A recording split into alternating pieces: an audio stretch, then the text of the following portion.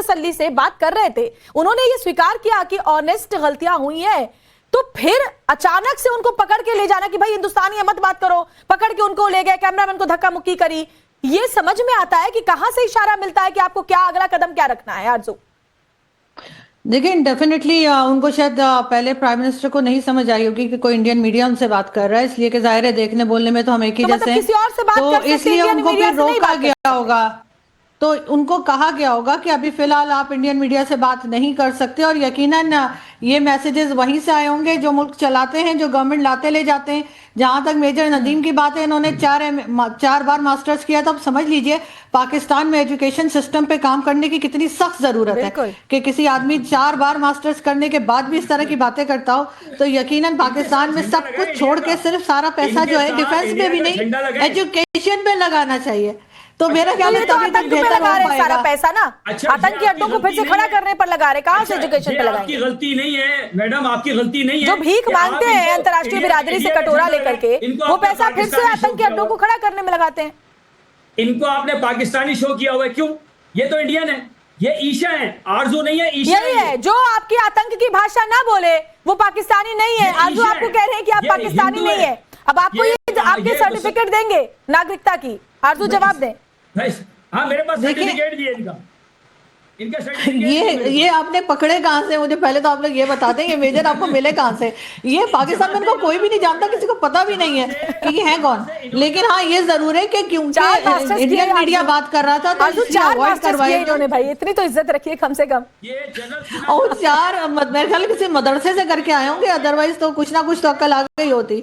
लेकिन ये जरूर है कि अगर इंडियन मीडिया भी था तब भी मेरा ख्याल है पूरे कॉन्फिडेंट के साथ प्राइम मिनिस्टर को बात कर लेनी चाहिए थी। इससे एक अच्छा मैसेज जाता, और बहुत अच्छा मैसेज जाना चाहिए था, इसलिए कि यकीनन पाकिस्तान से गलतियां हुई हैं। और ये तो बहुत पॉजिटिव चीज है कि अगर हमारे मिनिस्टर्स भी अब उठकर ये कह रहे हैं, पहले तो हम जर्नलिस्ट कहा करते थे तो हमें तो ये गद्दार और क्या क्या बोला करते हैं, लेकिन अगर अब आपके मिनिस्टर्स और प्राइम मिनिस्टर भी इस बात को एक्सेप्ट कर रहे हैं, तो क्या अब आप उनको भी इंडियन कहेंगे? क्या आप उनको भी कहेंगे कि पाकिस्तानी नहीं है? शहबाज शरीफ भी गद्दार हो गए? डॉक्टर इरशाद अहमद, शहबाज शरीफ गद्दार हो गए क्या? उन्होंने स्वीकार कर लिया कि पाकिस्तान ने आतंक को पाला पोसा है, हमने ऑनेस्ट मिस्टेक्स की हैं। बोल दीजिए कि वो भी गद्दार हो गए। स्टेटमेंट नहीं है, झूठ बोल रहे हैं। मैं स्टेटमेंट नहीं है। उम्मीद रखूंगा जैसे मैं खामोशी से सुन रहा था आप लोगों का सब कुछ, आप मुझे 1 मिनट का मौका देंगे। देखिए, पहले तो ये है कि जैसे ही आपने आरजू काजमी को मक्खन वाला हाथ लगाया तो ये आपके हक में बोलना शुरू हो गई। देखिए, बात यह है कि जो हकीकत है, जो सच है, अभी इन्होंने मदरसे का नाम लिया कि मदरसे से ग्रेजुएशन, हमारे मदरसों में ग्रेजुएशन भी कराई जाती है। हमारे मदरसों से ग्रेजुएशन करके आर्मी चीफ फील्ड मार्शल हाफिज मुनीर भी बनते हैं। और अच्छा। वो ऐसा अरे आप तो उनको बादशाह बना दे। पाकिस्तान में कौन सा प्रोटोकॉल फॉलो किया जाता है? आप उनके पाकिस्तान का बादशाह बना दे, आप कुछ भी बना दे, कौन पूछने जा रहा है? कौन पूछने जा रहा है? आर्मी को कोई भी आप वहां पर जमीनें दे दे, आप बादशाह नियुक्त कर दे उनको, कौन बोलने जा रहा है? कौन पूछने जा रहा है? वहां पर क्या प्रोटोकॉल है भाई? जनरल सिन्हा, हमारे यहाँ कैसे बनाए जाते हैं डिफेंस एक्सपर्ट्स, कैसे होते हैं, क्या ट्रेनिंग होती है, इनको इस बात का अंदाजा भी नहीं है। अरे ये तो किसी को कुछ भी बना दे। ये देखिए, कुछ क्या बना दे। मेरे फील्ड मार्शल हाफिज मुनीर साहब, देखिए श्वेता इनकी इनको चीफ बनाने के लिए सबसे बड़ी सर्टिफिकेट, देखिए श्वेता, इनको चीफ बनने के लिए सबसे बड़ा, इनको एक आतंकवादी बने तभी ये चीफ बनते हैं। हाँ बिल्कुल, पहली आतंकवादी फैक्ट्रियों से निकलते हैं वो चीफ की, वही है उनका। दूसरा, उनको मुल्ला बनना पड़ता है। उनको कुरान शरीफ का आयात क्यों, देखिए वो तो वही बातें करते हैं, वो तो काफिरों की बात करते हैं, वो कहते हैं जगुलर वेन की बात करते हैं, वो कहते हैं 2 नेशन थ्योरी। तो उनकी आप बातें देखें ना, है कहाँ किसी वर्ल्ड के किसी भी जनरल के मुंह से या के जनाजे को कंधा देना पड़ता है जाकर। अभी हम नादिम साहब बैठे ना, आतंकियों के जनाजों को कंधा देना पड़ता है जाकर, वही बात है ना, उनकी क्राइटेरिया में है। बहुत सही बोल रही है श्वेता आप। हाँ, और उनके पीछे खड़े होकर के जो इनके आतंकवादी होते हैं, उनके लीडर की तरह अगले पंक्ति में खड़े होते हैं, और ये पिछले वाले पंक्तियों में वन में घुटने टेक करके उनके सामने सर झुका के खड़े होते हैं। देखिए, इनकी सबसे बड़ी जो काबिलियत है पाकिस्तान के अंदर में, मेजर नदीम को सुना, ये एक डिबेट में हमारे साथ थे, हम 3 जनरल थे, जनरल बख्शी, मैं और जनरल शंकर प्रसाद, हम 3 थे। इनसे पूछा गया कि आपके, बोले हम इन्फेंट्री के हैं, और इनसे पूछा कि कौन से इन्फेंट्री, ये बता नहीं पाए। तो ये फेक हैं, जो आरजू पूछ चार रहे हैं मास्टर्स ना, हैं। इनको ये भी नहीं पता पाकिस्तान के अंदर में कौन कौन सी इन्फेंट्री है। तो ये सही कहा। फेक कोई मेजर साहब हैं जो वहां से मदरसों से निकल करके 5 बार या 4 बार इन्होंने मास्टर्स ले लिया अच्छा, है। मारिया पता नहीं इकबाल, एक सवाल कहां मेरे से जहन में आया लाते है हैं ना, ये मैं लोगों आपसे को, भी कैसे समझूंगी। ये- ठीक है मारिया इकबाल, मुझे एक बात बताइए, और मारिया इकबाल एक बात बताइए मुझे, गलतियां किन गलतियों की आप बात कर रहे हैं, और जो गलतियां हैं क्या जिस तरह से साहब आप बड़े डॉक्टर साहब बड़े अच्छे हैं, ग्लोबल इनसे कम्युनिटी बात से करता भीख हूं। मांगते हैं, क्या एक बेटा, सिंपैथी एक मिनट जरा बटोरने मैं का बात एक कर लूं स्टेप था इरशाद ये साहब से। कि गलतियां हमसे हुई हैं भैया, कुछ और पैसा दे दो।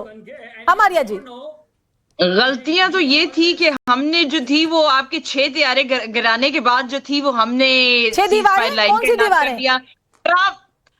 मैंने कहा पकड़ लिए। गलती तो हमसे ये हो गई कि हमने 6 तैयारे गिराने के बाद सीज फायर लाइन का ऐलान कर दिया और अच्छा 6 गिरने चाहिए ऐलान थे। कर दिया अब कि ये पैर बात पकड़कर लंबी अमेरिका के होनी सामने चाहिए नाक थी। रगड़ा ट्रंप कि भाई ने 6 नहीं कुछ करा। करो। ट्रंप को पता है कि अरे। हम 12 गिरा सकते थे, चलिए 12 क्यारे गिरा सकते थे। ठीक है, तो बात ये है कि ये जो गलतियां है ना हमारी कि हमने जंग ठीक के है, बाद ललित आप लोगों अंबरदार को जवाब देना चाहते हैं। लंबा बड़ा अंबरदार जी मैदान जवाब दे दीजिए, कि आप कह रही है 6 पाकिस्तान के दीवारें बारे में गिरा दी, जो पता नहीं किन दीवारों की बात कर रहे हैं।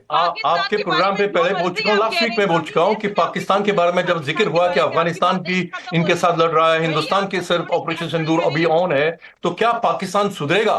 तो मैंने कब कहा था कि कुत्ते की दुम कभी सीधी नहीं होती। ये जिहाद के नाम पे ये मुल्क पैदा हुआ था, जिहाद के नाम से ये मुल्क तबाह हो जाएगा। दूसरी बात, ये जिनको खाने को स्टॉक पैसा होता है, नहीं, मैं- घर में अनाज नहीं, कटोरा लेकर के अंतर्राष्ट्रीय बिरादरी के सामने भीख मांगते हैं, और शर्म नहीं आती कि हिंदुस्तान बोल भी कैसे पाते हैं अपने मुंह से। आपके मुंह से तो हिंदुस्तान सुनना, भारत सुनना अच्छा भी नहीं लगता। हिना, मैं आपसे समझना चाहूंगी, क्योंकि हमेशा पाकिस्तान की आदत रही है कि विक्टिम कार्ड खेल करके अंतर्राष्ट्रीय बिरादरी से वे पैसे मांगते हैं। सोचिए एफएटीएफ की ग्रे लिस्ट में एक बार फिर से जाने वाले हैं, बावजूद इनके, देखिए आप कैसे पैनलिस्ट बोल रहे हैं, शर्म तक नहीं आती उनको। मसूद अजहर को किसने पैदा किया, ओसामा बिन लादेन को कौन छिपा कर बैठा था, पूरी दुनिया जानती है। तो क्या जो ऑनेस्ट मिस्टेक की बात करें, आपको लगता है कि 2 मायने, एक तो देखिए स्वीकार करना हो सकता है, और दूसरा अंतर्राष्ट्रीय बिरादरी से सिंपैथी लेना, विक्टिम कार्ड खेल के कुछ और पैसा लेने की उम्मीद।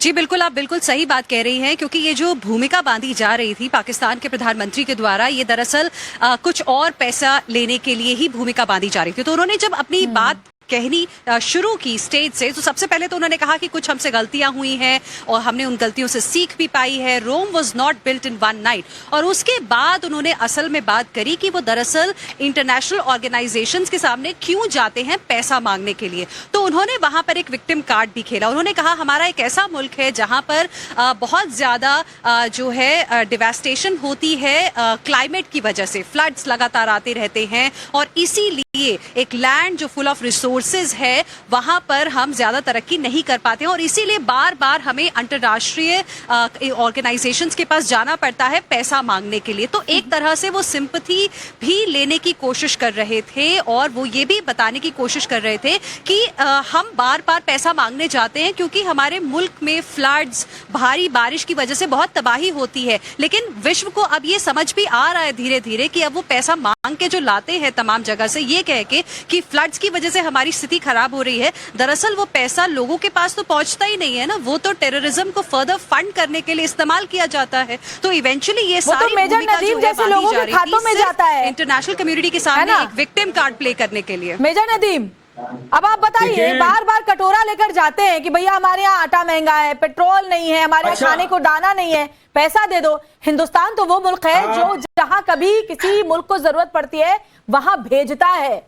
समझ में आ रहा है आपको डिफरेंस? आपके मुल्क में 5 किलो अनाज मिलता है हर बंदे को राशन कार्ड के साथ। अरे भीख नहीं मांगते आपकी तरह जा करके। अरे मेजर नदीम, भीख नहीं मांगते कटोरा लेके। आप कह रहे हैं हमारे वजीर आजम देश देश घूम रहे हैं, इसलिए घूम रहे हैं क्योंकि कटोरा लेकर घूम रहे हैं पैसा मांगने के लिए। आपको तो हाथ